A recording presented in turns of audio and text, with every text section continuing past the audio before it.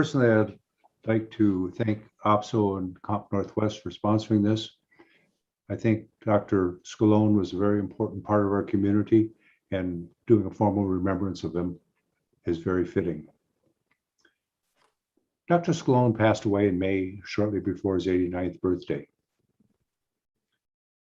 We would like other people to be able to share their thoughts by using the chat feature, and we're going to share these with the family and for those people that could not be with us during the active meeting.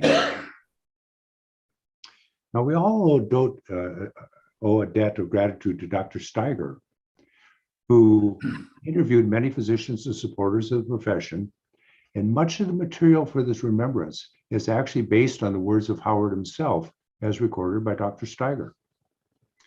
Now, Howard grew up in the Bronx during the tough economic times of the Depression. His father was often forced to travel to find work. But Howard seemed to be destined to be a physician because at 7 years of age, he put out a shingle in front of their house saying veterinary services. When a woman stopped by to get help for her ailing dog, his mother quickly ended his career as a vet. Now, Howard excelled in school and in athletics. He moved on to college in Pomona, California.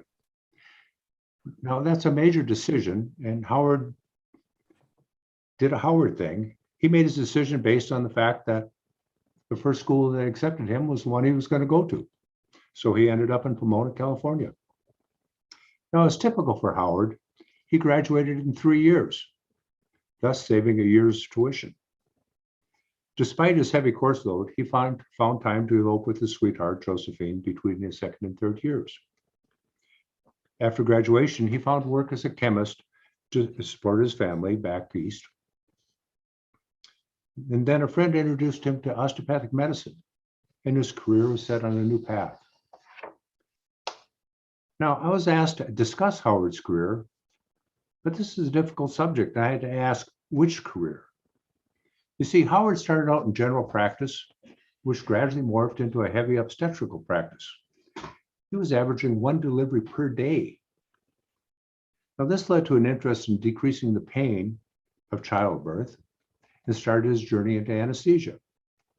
And after completing his residency, Howard practiced for several years in Wisconsin before his son's illness brought them out to Oregon.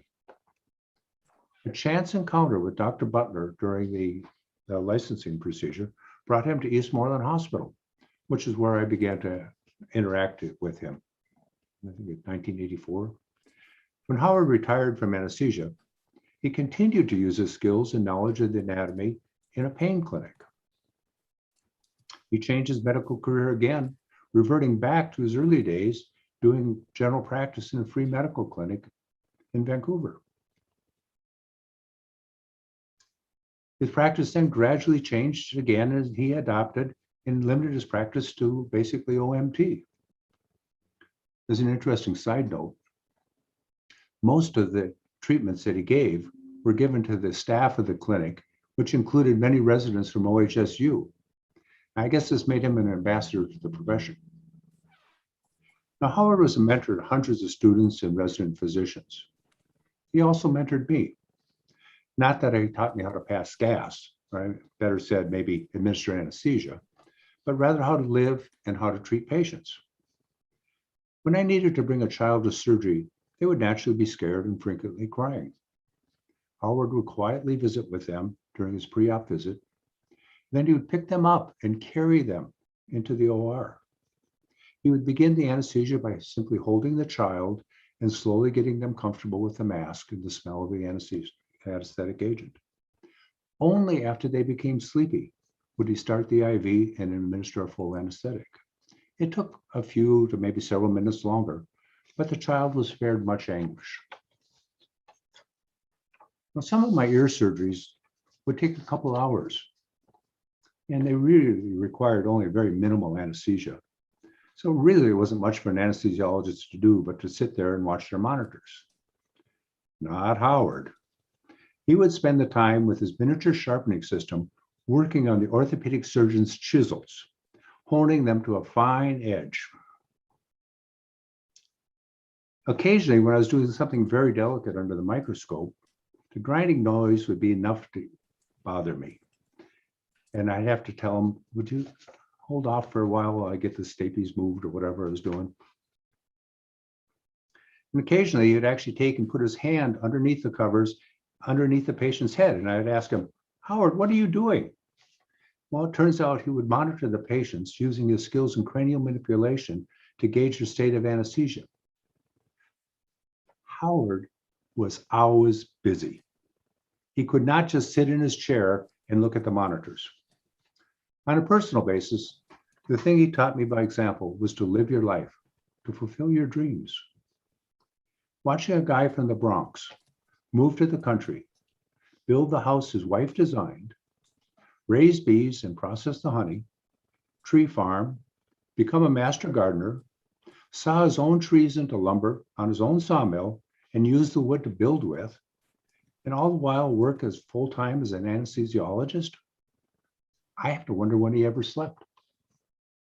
On a visit to his homestead, my wife and I were greeted by a couple of huge geese with their necks extended straight out in attack mode, their wings spread wide and hissing angrily, much like a scene from Jurassic Park, in my opinion.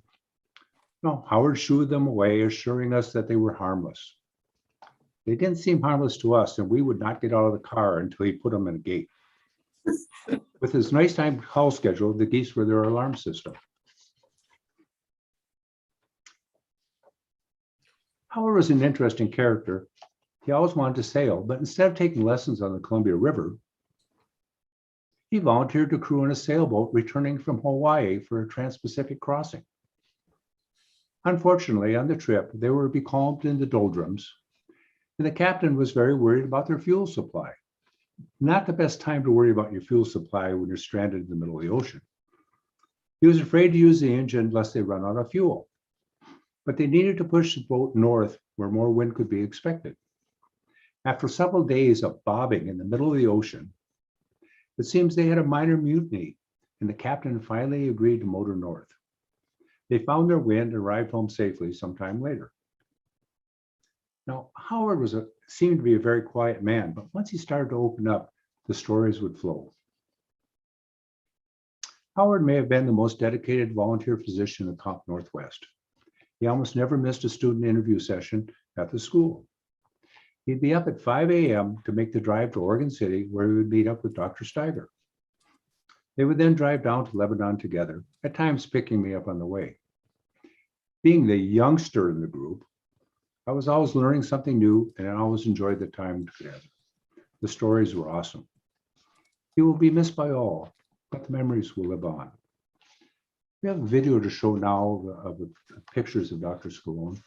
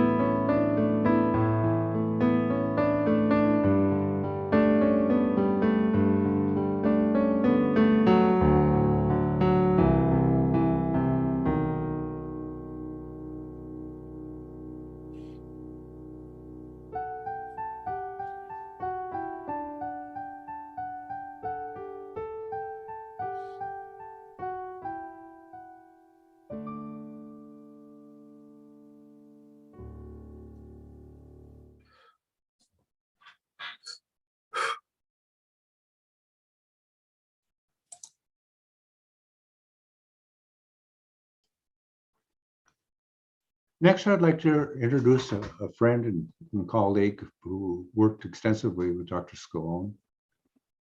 He has had the audacity to retire to Arizona, but we won't hold that against him. Dr. Terrier.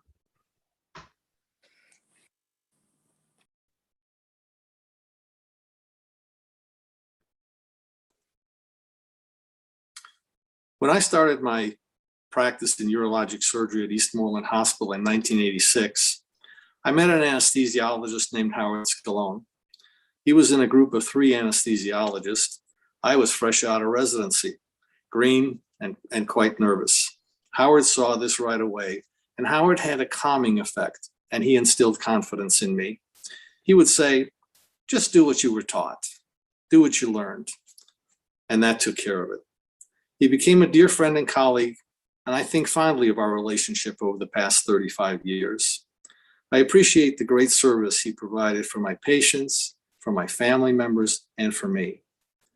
He was not only an extraordinary anesthesiologist, but a well-rounded and educated physician in general. A man of many interests, as you saw in the recent video presentation. Always learning, reading, and open to new ideas. All things seemed to interest and fascinate Howard. He was truly a Renaissance man. We worked together in surgery for many years at Eastmoreland Hospital. We weren't just colleagues, we were friends and colleagues, comrades in arms. If Howard was at the head of the table, behind that ether screen, administering anesthesia, I would relax and do my job. For Howard, the patient came first and foremost and deserved his full attention. I never had to second guess Howard Scalone. Once surgery progressed and all was good and calm, Howard would sit back and read, always reading about something, usually medical, scientific, nature. And when it was real quiet in the operating room, he'd pop up and say something like, "Did you hear about this? Did you read that? Did you know that PO2 is adversely affected by excessive use of cautery intraoperatively?" At the bottom of the table would then look up at him, acknowledge his brilliance, and proceed with surgery. He was always coming up with stuff like that, whether in the OR, lunchroom, or on our trips down to Western University for student interviews. After Eastmoreland Hospital closed, we stayed in touch, and oftentimes I would see Howard in the OR at other institutions around town. My patients and I considered ourselves lucky if I drew Howard Scalone as my anesthesiologist at these other institutions. It was not that the other guys weren't good. We did have a lot of good anesthesiologists, but Howard had a special gift. He was kind to his patients. He was understanding, and he knew their medical and surgical history backwards and forwards. And because of this and his experience and wealth of medical knowledge, he was prepared to deal with whatever he encountered in the operating room. I had great confidence in him and his ability. It's really quite remarkable how confidence in another medical surgical professional working together, depending on one another, sets the stage for a good patient outcome. And that's what we had at Eastmoreland Hospital, and Howard Scalone was part of that team. After retirement, I would see Howard periodically, a phone call, a trip down to Western University for student interviews. He really enjoyed those trips and the interviews with the students. When we drove down together, usually he would drive to my house in Vancouver because it was close by. We'd jump into my car, we'd drive down to Dr. Steiger's house. Dr. Steiger would take his wife's SUV. We'd drive down to pick up Dr. Kaluza and then head down I-5. Now, where do you think a bunch of old guys in an SUV would stop next? That would be the rest stop. There was an old coffee truck there, and I would get Howard and myself a cup of coffee. Well, Howard would promptly spill that cup of coffee in the back seat of Dr. Steiger's wife's SUV. Not very good, but first time it was forgiven. Second time when it happened, reprimand and no more coffee. A lot of fun. Howard had a good sense of humor about it, as he usually had. Well, Howard, you are missed by many people, family, and your colleagues, friends in the DO community. You helped improve the lives of so many people, and I'm proud to have known you and worked with you. Godspeed, my friend, on your new journey.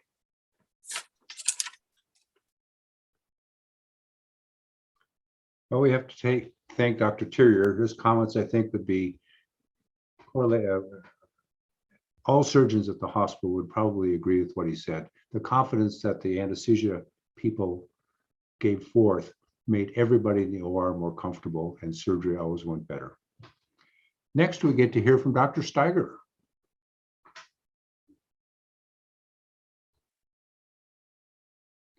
John, you have to unmute. How's that work?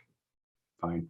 Okay, well, I really enjoyed your presentation, Charlie, and also Herb's presentation. I think they did a great job of summarizing Howard in his various roles, first as an anesthesiologist and then as a well-rounded physician. My encounter with Howard first came to Portland when he first came to Portland in 1980 and set up shop at Portland Osteopathic Hospital. My only contact with him was as a GP assisting in surgery, so you can imagine I didn't see him very often. But he also came to all of the CME conferences that OPSO sponsored each year. He always came to the meetings equipped with some sort of fanny pack or other device in which he kept pencils, pens, and other requirements to take notes and participate in the CME. In a photo supplied by his daughter, there was Howard wearing his trusty fanny pack. Later, after retiring, I became involved in the formation of Comp Northwest. One of the activities that I participated in was the interviewing of candidate students for the school. As you heard from Dr. Terrier, several of us retirees and other doctors came down to participate in this. At our first formal interview session, who should I encounter at the school? None other than Howard, wearing his trusty fanny pack.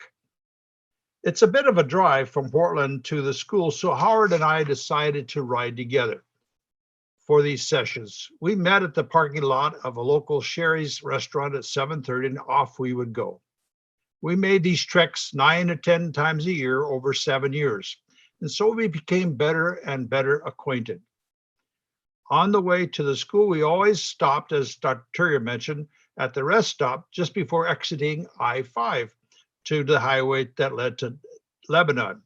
At the rest stop, Howard and I would always chat with the down and outers who frequented the place, usually leaving a bit of cash in their hats, etc. I mention this because it speaks to Howard's generous and caring attitude towards those less fortunate. Those times traveling with Howard to and from the school were some of the most enjoyable of my career. This man had an amazing amount of knowledge and experience, which he was happy to share with his colleague riding in the car with him. In addition to being a friend, he was also a wonderful mentor. Howard had, as we all know, Howard had a restless mind, always seeking new challenges and happy to share his experience and knowledge with others.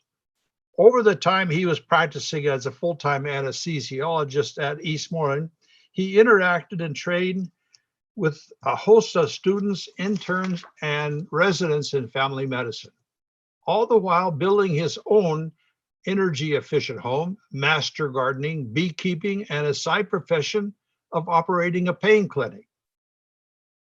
Later, as a volunteer at the Free Clinic in Vancouver, he was shadowed by MD practice residents and often called on to treat staffers, patients, and others with osteopathic manipulation. OMT was a skill he learned under the tutelage of Angus Cathy at his alma mater at the Philadelphia School. As with other disciplines that he had mastered, he was very skilled. In summary, Howard Scalone epitomized the ideal DO, providing service, education to the community and to his fellow DOs. He was a tireless supporter of osteopathic education and application of osteopathic concepts in everyday practice. What an inspiration and example he was. We will miss him. Thank you. Thank you, Dr. Steiger. And I think you're right that he really does epitomize the ideal osteopathic physician. He lived the concepts of osteopathic medicine. Now we have a special treat. We have student Dr. Scalone.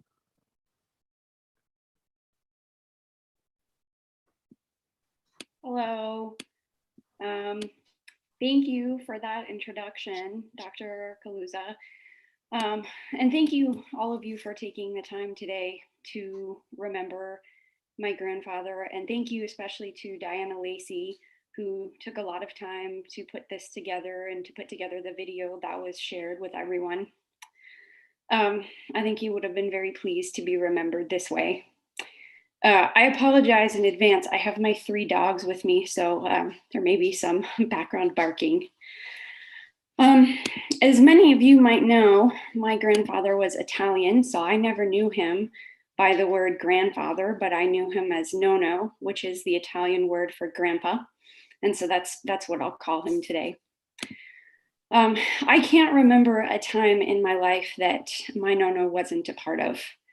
My mother famously tells the story that the only time in her life she ever asked him to turn off his pager was during my birth, and he did. So he's been there. He's been there from the very beginning. Being that my mom was a single parent, I spent a lot of extra time with my grandparents growing up, and he was there for everything. First words, first steps. He mischievously pierced my ears one day when I was really little, when my mom was gone. And to this day, I get questions about why my piercing is so high up in my ear. And for the record, he told me it's because he wanted to leave space for a second one in case I wanted it later. I have about 100 memories of him making me pancake breakfasts, which was a tradition that lasted until the last time I visited him. He was at every single school performance, event, or recital. He taught me to garden. He read me stories. He let me pretend to play golf outside with a little plastic golf set with him. He taught me how to make mashed potatoes the right way with a whole half a stick of butter. He taught me the value of $1 and hard work. Once I got older, he would help me pick out outfits and matching jewelry, and I'm the only person in the family that thinks he has good style, so that worked out really well. But no matter what, he was there for me with open arms and a big heart. As a kid, what struck me the most about him was his kindness. He's just a genuinely kind and generous person, and he wanted to help everyone no matter what. He gave everyone the benefit of the doubt, and I always admired that about him. And to me, he was also one of the smartest people I know. Some of you mentioned that he's always reading or bringing something up, and it's true. No matter what conversation it was, he had something to add. He knew all these little tidbits and facts that everyone else just sort of blew by, and I wanted to be just like him. As I got older and I got into medical school, we grew even closer, and in fact, he became one of my best and closest friends. Coming into medicine let me see a whole other dimension of him because I got to see him as a clinician. I saw how much he genuinely loved medicine. He loved it. It was so clear every time he talked about it. He would just light up. He didn't do it for money or status or for anything other than just pure enjoyment. He's the only person in the world that I could call and talk for literally hours about medical stuff, and he would never get tired. He would never hang up the phone on me or change the topic. He was just as excited as I was about everything. As a young doctor in training, he became my role model. And he always said the best part of anesthesiology for him was being able to take away the pain for people. I remember him telling me that there was a time when he'd go on house calls, and the protocol was that if the patient didn't have any groceries, you'd kind of look around their house, and he would go get them groceries, and he wouldn't charge them if they didn't have anything in the house. That's how it used to be. He just genuinely cared about his patients and wanted to take care of them. To me, he's the type of physician that we should all be striving to be. Someone who loves what they do, someone who goes the extra lengths for their patients and sees them as real people, someone who never stops learning, someone who gives back to the community and the field of medicine. He taught me how to be a doctor. Even in his death, which for me was sudden, unexpected, and quite traumatic, he taught me more than anyone ever has about being a good doctor. He taught me how to see a person as a person, He taught me how to feel what my patients are feeling. He taught me the most profound empathy possible. I lose more than just a grandfather. I have lost my mentor, my role model, my father figure, and my best friend. My greatest hope is to be able to make him proud and honor him by being the best person and physician I can be. This year, while I was having a particularly rough time on rotations, he called to talk to me, and he told me that this would be one of the hardest years of my life. And he told me in his well-meaning but relatively unfiltered way, well, don't blow it. So I will close by telling you the same. We all get one chance in the world to live a life and make a difference. May we all live a life as full and impactful as he was. And as he said, don't blow it. Thank you. Eleanor, that was awesome. Thank you very much. David, do we have time for other people to want to contribute? Sure, absolutely. And how do they do that? If people just want to unmute yourself, if you have any stories to share, you are welcome to do that at this point. And I know, again, if you want to just put those in the chat as well, we will share those with the family. Hey, can I say something? For the clues. Can you guys hear me okay? Yep. So I've had the fortunate opportunity to work with Dr. Scalone as a resident when I was at Eastmoreland. He was always generous and kind. Then when we opened Comp Northwest, and the story about spilling coffee in Dr. Steiger's car and so forth, he actually spilled coffee at Comp Northwest as well.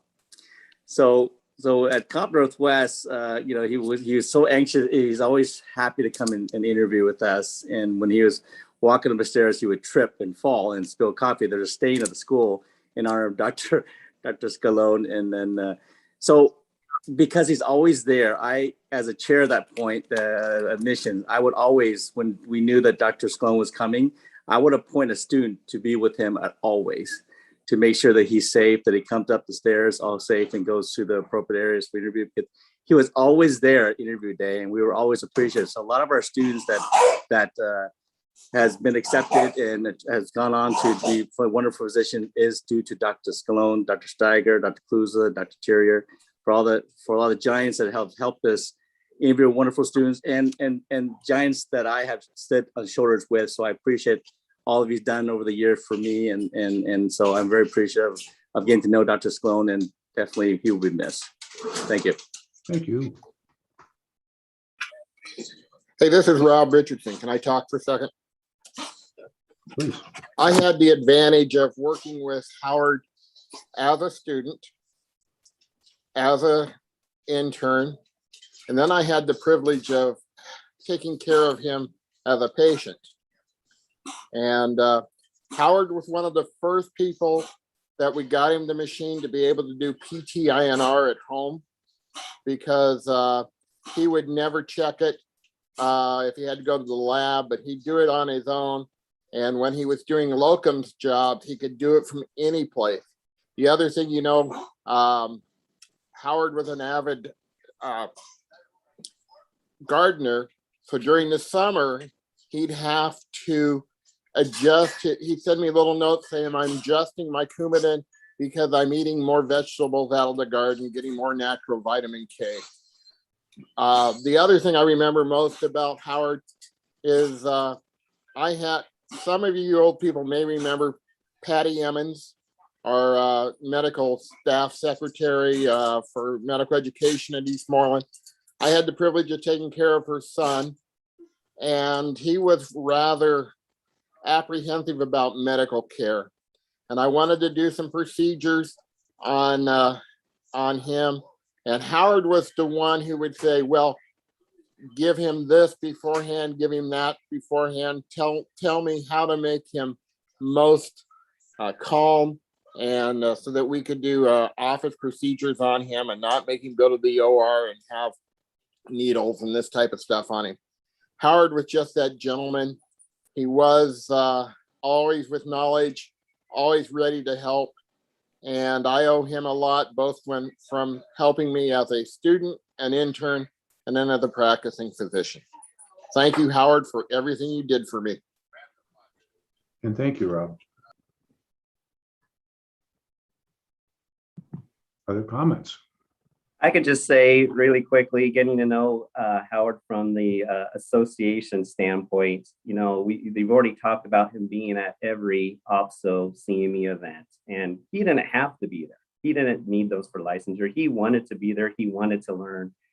He always came up to us at the front desk, talking to us and just showing how much he cared. And when we started switching from our evaluations for our faculty members, it used to be all written, and he would always provide great feedback, and we switched to it more electronic. And Howard may have not been as comfortable doing it electronically.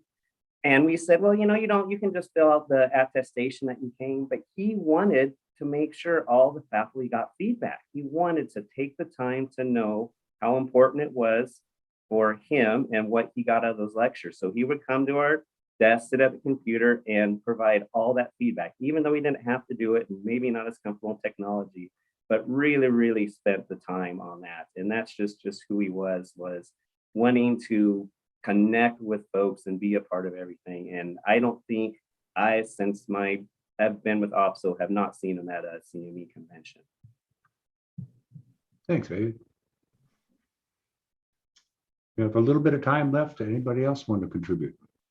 Yeah, thank you. Paula? Can you hear me? Yep. Like Rob, I've got feedback here. I'm going to step.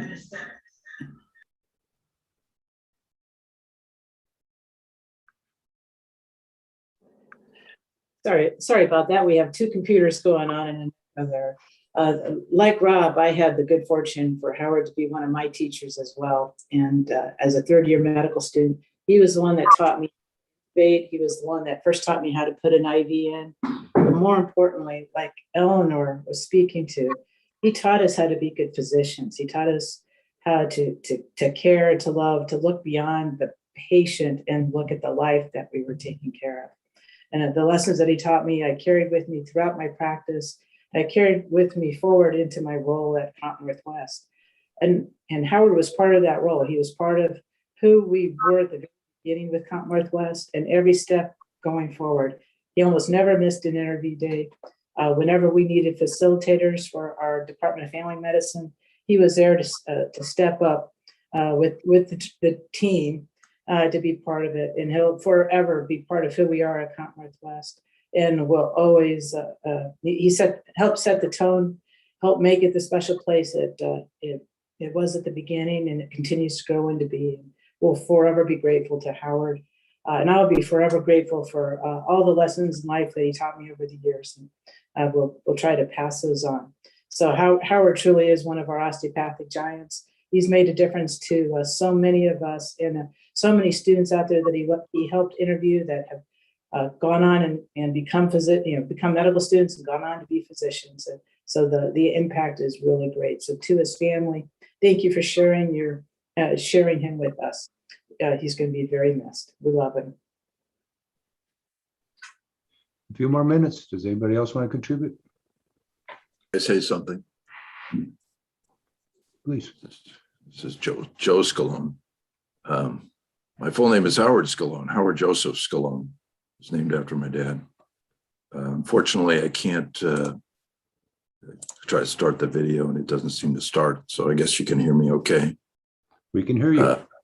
Great. Well, I wanted to say a few things. Well, my dad absolutely loved being a doctor.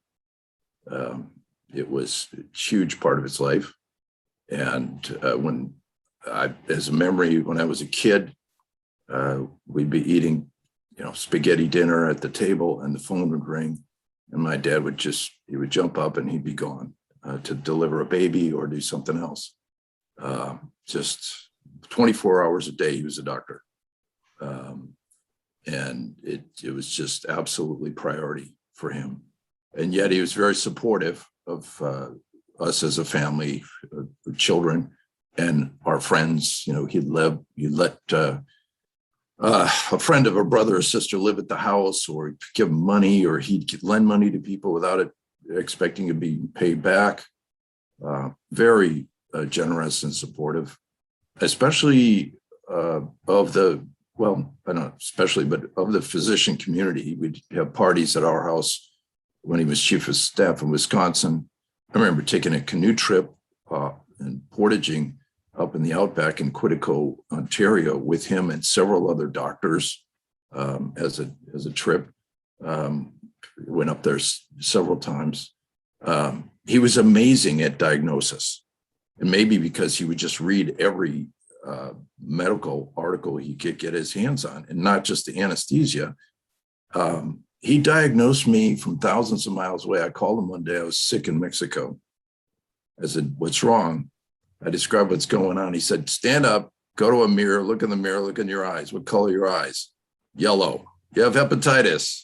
So maybe it's just an example, but he was absolutely amazing to me at diagnosis. And to with all respect to other doctors, I've asked other doctors to diagnose things. My dad was the best. I'm sorry. He was always learning, and he loved to volunteer. Didn't want to stop. As far as the coffee is concerned, he was always drinking coffee. I'm here to tell you, from when I was a kid, he would morning, noon, and night. We go to Ace Hardware and he'd get coffee, from the machine there. Always drinking coffee. And he didn't start spilling till he was older, I think. So he was pretty good for a long time. What he did start doing later was forgetting where his cup was. So we'd be, "Dad, have you checked the microwave?" And there it would be, because he was heating it up to drink it. That's what was going on. As far as the fanny pack is concerned, yes, he had several of them. And he also had chest packs, these little things my mother, Josephine, would make. She'd sew it out. She's really good at sewing. And she'd sew a little chest pack for him to put his glasses and pens in. And we even included one when he was cremated. So that'll be with him forever. Lastly, I'll just leave you with, I did in 2000, somebody gave me a time capsule and I didn't know what I was going to put in it. So I put together a questionnaire and gave it out to the family. And I gave one to my dad. And one of the questions, what is the meaning of life?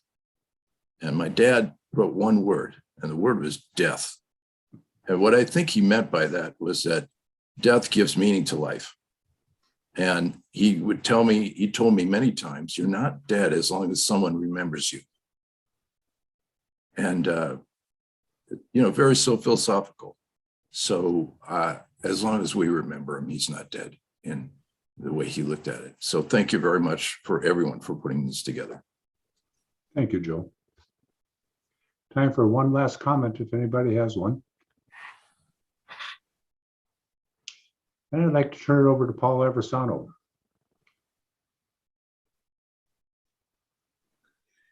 Wow.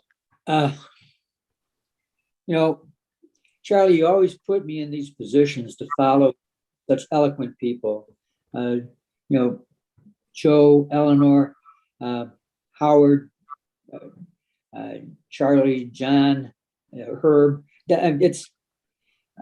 It's incredible to be able to try to sum up a person's life in this and to follow all of you who've done so. And where do I start? For those of you who don't know me, I'm a neurologist, and so my professional interaction with Howard was limited. He being an anesthesiologist and me a neurologist, we didn't cross paths very often, taking care of the same people. But we crossed paths a lot at Eastmoreland Hospital, and I think that's where I'm going to start a little bit in summation. Eastmoreland was a very unique place.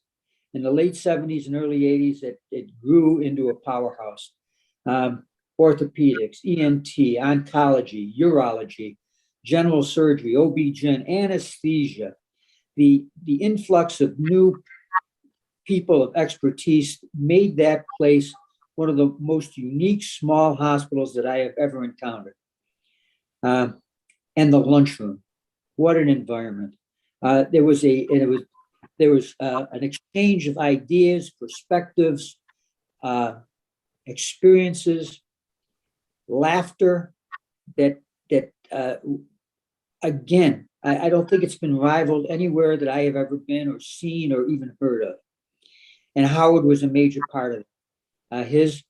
His ability to pick up on any part of the conversation. If the topic was something that was new in orthopedics or new in neurology, or Floyd Henry talking, or Bill Graham, either one talking about something general surgery, Howard would hop right in. Our family practice docs were there, shared experience and the ideas that came out of it and how we might treat each other's patients. It was the most unique place and a unique environment that I've ever encountered. I've never seen anything like it. And then in 2003, it was gone. It just disappeared. It closed down. We got there one morning, the doors were locked. But from that, and those ashes, evolved Comp Northwest, the medical school in Lebanon. And we took that nucleus of expertise that existed at Eastmoreland in those days and brought it south to Lebanon. And with Dr. Crone's insight into how this should happen in choosing our students, she went back to that nucleus of people in that powerhouse and asked them to participate on our Saturday interviews. And these people would take time out of their lives, Howard and right at the very front, took time out of their lives to come down and form, groups of 3 that would interview our prospective students. And that first year, we didn't even have a building. It was being constructed still. And we were interviewing at the small hospital across the street. Howard was there leading that group of the 4 musketeers, Charlie Kaluza, John Steiger, Herb Churier, and himself. And they would take that time out of their Saturdays, drive down and head up that interview. And the students benefited from that. We're now starting to see those students come back. In fact, I just had a colonoscopy I'll share with you this past Friday, a week Thank ago. you. Yes, thank you. More than you need to know. And it was done by one of our graduates. And from that first year, one of the pioneers, and who was interviewed, by the way, by Howard. This young man said, I was surprised that you even let me do the procedure. And I said, John, I was proud and bragging that you were doing it. Howard would be doing that right now. He loved all those students who were interviewing. It was tough to tell which one to choose when they were interviewed by Howard because he loved them all. He saw the positive in all of them. But most importantly, what he gave to them was his love of medicine and his love of life and his love of family. They left that interview day with a feeling that there was no other place they'd rather go for medical school than Comp Northwest. And that was not because of anything that Howard did other than he shared his passion, his love, his experiences. He gave us those perspectives into people. And it was unlike, he was a special, special man. A friend of mine told me once that when we're young, we strive to be successful. But as we get older, we strive to be significant. Howard was significant. And he left a legacy. And that legacy was all those students that he encountered in teaching, all his patients that he encountered over the years. And all of them have a piece of him. They're all a piece of all of us who've interviewed or taught or mentored. And that's what makes it special, being a physician and passing that on to others. So, I'm not going to go any further than this. Again, it's tough to follow the acts that were in front of me. I hope I did justice to Howard. In closing this down, I'd like to just add one of my favorites, the Irish blessing. So if you bear with me, and think along with me. Howard, may the road rise up to meet you. May the wind be always at your back. May the sun shine warm upon your face. The rain fall soft upon your fields. And until we meet again, may God hold you in the palm of. Thank you, Howard. Thank you, Paul.